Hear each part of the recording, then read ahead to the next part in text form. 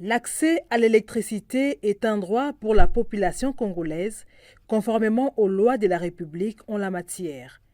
Fort malheureusement, la réalité est tout autre. Les taux d'accès à cette denrée vitale pour le développement du pays et des activités génératrices de revenus en faveur de la population est toujours très bas en RDC. Et pourtant, des projets d'infrastructures énergétiques sont initiés, mais sans impact réel sur l'amélioration de la desserte en électricité. Les réseaux Mwangaza, qui militent pour l'accès de tous à l'électricité, ne décolèrent pas dans son plaidoyer. Le vendredi 5 avril, dans une conférence de presse, les organisations membres du réseau Mwangaza demandent plus de transparence et de redevabilité de la part de la présidence de la République, du gouvernement congolais et de l'inspection générale des finances par rapport aux conclusions définitives découlant de la négociation, découlant de la renégociation des conventions signées avec les consortiums des entreprises chinoises en date du 8 avril 2008 d'une valeur de 6 milliards de dollars et avec la signature d'un nouvel avenant pour une durée de 17 ans. Les réseaux Mwangaza se posent des questions en termes de répartition de parts sociales et de l'énergie produite, en particulier sur l'exploitation de la centrale hydroélectrique de Busanga et les quotas d'électricité réservés à la population du Lualaba. Maître Eric Kassongo, porte-parole du réseau, pense que le gouvernement doit fournir plus d'efforts pour assurer l'accès de tous à l'électricité. Il tire par la même occasion la sonnette d'alarme pour satisfaire les besoins de la population en électricité. Nous encourageons le gouvernement à multiplier les projets de production des centrales électriques pour améliorer notre capacité installée. Pour la petite information, sur toute l'étendue de la RDC, malgré notre potentiel évalué à plus de 100 000 MW, nous n'avons que 3 000 MW de capacité installée. Ce qui est de très loin insignifiant par rapport aux besoins non seulement des ménages, des PME, mais aussi des grandes industries comme les industries minières. Et donc l'avènement d'une centrale comme Busanga est normalement heureuse pour améliorer justement et ajouter un plus dans ces paquets énergétiques que nous avons qui est encore insuffisant. Mais nous tirons la sonnette d'alarme sur le fait que cette amélioration-là ne doit pas simplement concerner la satisfaction des besoins des miniers ou des grandes entreprises. Il faut aussi songer à la population. Parce que quand la population a accès à l'énergie, comme nous avons souvent l'habitude de le dire, eh bien, il y a une multiplication des petites et moyennes entreprises. Et les petites et moyennes entreprises cimentent l'économie d'un pays. Et donc, ce que nous avons constaté, c'est qu'il n'y a pas assez, ou c'est pas assez clair sur les 240 MW qui sont produits, qu'est-ce qui est réservé au développement local. La province du Lualaba est connue pour être une province minière, la capitale mondiale du cobalt, mais à côté, vous avez une population qui peine à accéder à l'énergie. Donc l'entrepreneuriat local est insignifiante à cause du déficit énergétique.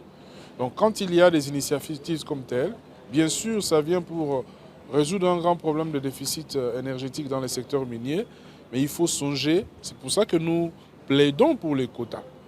Nous plaidons pour les quotas pour qu'il y ait effectivement un quota qui soit alloué au développement local, et à l'amélioration de l'accès à l'énergie au niveau local, de manière à ce qu'on puisse booster les PME au niveau local.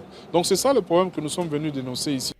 Inaugurée en octobre 2023 par le président Félix Antoine Tshisekedi Tshilombo, la centrale hydroélectrique de Busanga ne sert que les intérêts des miniers, à en croire les 9 organisations membres du réseau Mwangaza. Voilà pourquoi elle demande que la donne soit changée. Dans son mot, le coordonnateur du réseau Mwangaza, Maître Jimmy Mungurwek, a présenté la structure et les contextes du point de presse, soulignant que le réseau Mwangaza milite pour un accès à une électricité fiable, durable et abordable pour tous.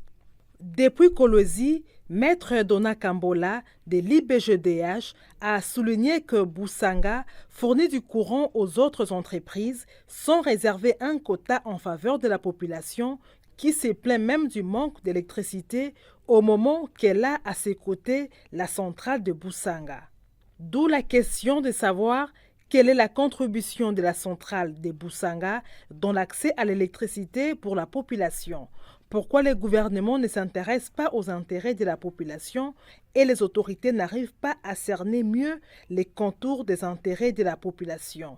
Autant de questions qui méritent réponse de la part du gouvernement. D'accord, Boussanga, oui. On a renégocié les contrats. On parle de l'amélioration de pourcentage entre l'État congolais et les entreprises chinoises qui sont en convention avec l'État congolais. Mais ce n'est pas encore clair. On doit clarifier exactement qu'est-ce qui est réservé à la population. Comment est-ce que le 40% que la RDC va bénéficier désormais après cette renégociation va être géré aussi au bénéfice de la population? Voilà toutes les questions que nous nous posons et voilà pourquoi nous encourageons beaucoup plus de transparence dans ce genre de situation et dans la publication notamment des contrats pour que ce soit clair aux yeux de tous que voilà, le gouvernement est en train de travailler pour sa population et que voilà comment se dessinent justement les avancées, les progrès qui sont mis en avant pour améliorer un tant soit peu le niveau d'accès à l'électricité. Dans les tout prochains jours, les réseaux Mwangaza entend publier les rapports diagnostiques et les perspectives entre les potentialités et les taux d'accès à l'électricité, a annoncé le coordonnateur Jimmy Mungouriek. L'accès à l'électricité doit être une question prioritaire pour le développement du pays. Pour ce qui nous concerne, que ce soit des projets qui sont produits à l'initiative du gouvernement, sur fonds propres, ou encore sur un partenariat public-privé comme on l'a vu avec le cas de Boussanga, il faut qu'il soit clair que l'énergie qui est produite ne va pas aller à 100% satisfaire les besoins des entreprises. Il faut améliorer les niveaux d'accès de la population à l'énergie électrique. Vous voyez, sinon nous allons pérenniser cet esprit d'extractivisme qui veut que tout ce qui est produit comme potentiel, eh bien, en majorité, ça profite aux entreprises. Et comme vous le savez, les entreprises qui sont gourmandes, qui sont les plus grandes consommatrices de l'énergie électrique, sont souvent des entreprises d'intérêt étranger. C'est cela que nous voulons éviter pour qu'il y ait cet équilibre-là et la consécration d'un quota. Et ces quotas-là vont aider à ce que progressivement on puisse améliorer l'accès à l'énergie de la population.